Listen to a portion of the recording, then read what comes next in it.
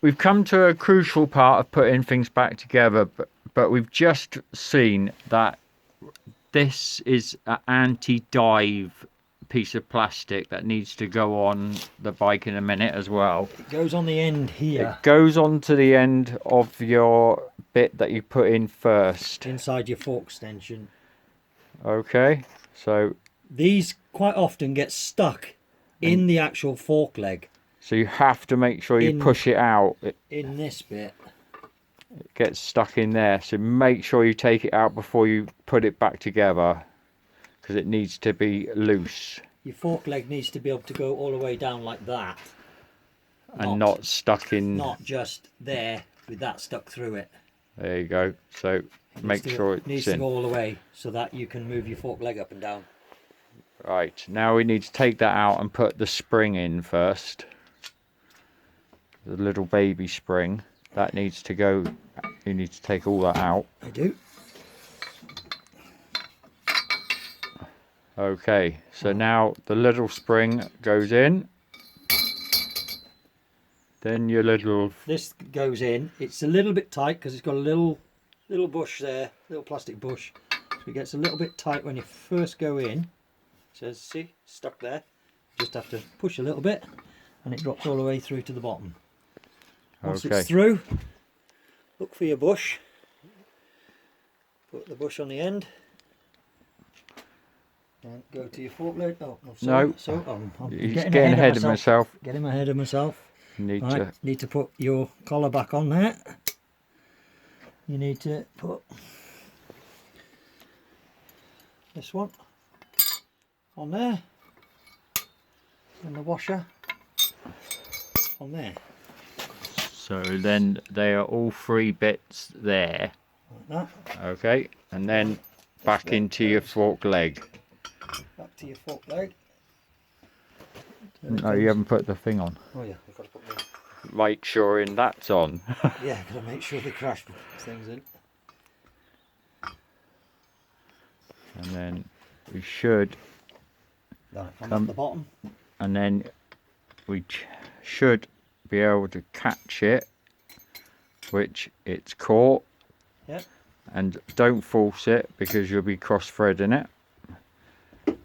Do it hand tight. If you watch, this will move at the other end if I let go of it. So one person holds it, the other one tightens. Sometimes you can do it yourself to hand tight. It's quite easily. Then the other person holds it two-handed. Well, the other person looks for the right spanner. You got it. Yep. And then tighten it up until it's pinch tight. Don't have to over tighten it, just pinch tight.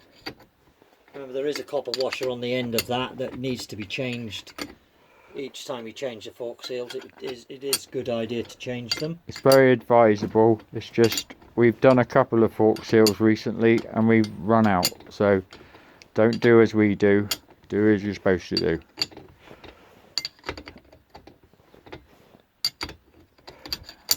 Keep going until it pinches.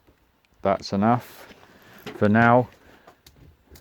Then you should be able to move your fork leg up and down without... Before you put your fork seals in. There you go.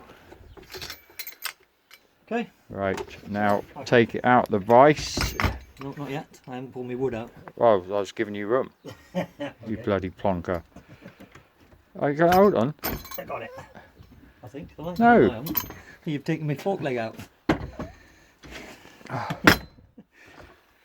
So you don't want the wood to come out then? Yeah, I do want the wood to come out, but I want it tight while I'm pulling it. There you go. Wood is out. The wood is out. As you can see, I have to jam it in. And the fork leg is free moving with the lug nut in place. So now you can do the fork seals. If you hadn't done that before, it would have been stuck down tight. Your leg would have been stuck down like that, which means that little plastic. Sorry. Try pulling it out again. You might have stuck it. You've got to be very careful you don't push it in too much, because it will catch the The plastic. the plastic bit, and then you won't be able. You'll have to undo it all again. Before you put the fork seals in. Yeah. Otherwise So you've have got to make get new sure seals again. this stenchion leg is always up in the air. Do not push it down at all to the bottom until after you've done The seal. well, all the rest really. Yeah. So Right. Now. hold on, I'll get sorted out and then I'll do another video.